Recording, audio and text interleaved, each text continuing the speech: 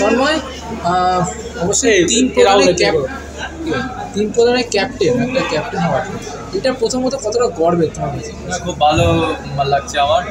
এটা কলকাতা বড় ক্লাবের ক্যাপ্টেনশিপ দিয়েছে আমার কলকাতা লিগে, খুব ভালো লাগছে। আমার পারফরমেন্স আমি দিয়ে যাবো। চাপটা কি একটু বাড়লো?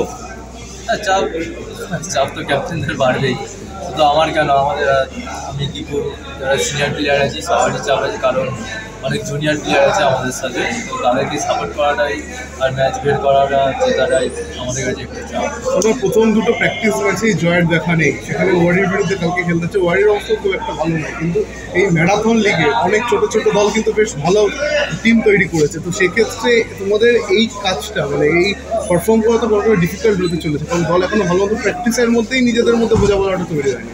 আসলে আমাদের খুব কম সময় প্র্যাকটিস আর নতুন কোচ আমাদেরও বোঝাতে মানে আমাদের বুঝতে প্রবলেম হচ্ছে।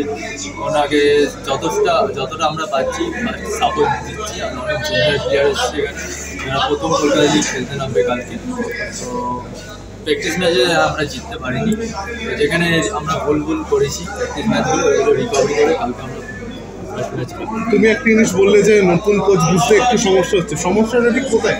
ভাষাগত সমস্যা না টেকনিকে খেলাটা করাচ্ছে, যেটা ফরমেশনের প্রবলেম নেই নাকি ফরমেশন বুঝতে সমস্যা? ফরমেশনের একটু প্রবলেম হচ্ছে, কারণ সবই জুনিয়র ছেলে প্রথম কথা। তারপর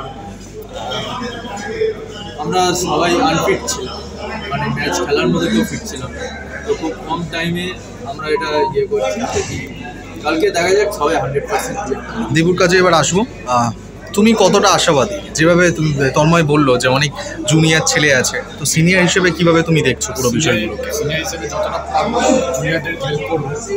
মাঠে ম্যাক্সিমাম তো জুনিয়র প্লেয়ার, তো সিনিয়র প্লেয়াররা যতটা আমার সিনিয়র প্লেয়ার যতটা পারে জুনিয়রদের হেল্প করে ম্যাচটাকে জেতান।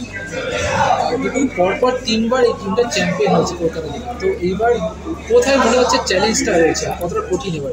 কঠিন তো অবশ্যই, পরপর 3 বছর চ্যাম্পিয়ন, এই বছর তো চ্যাম্পিয়ন হওয়ার চেষ্টা রাখবো।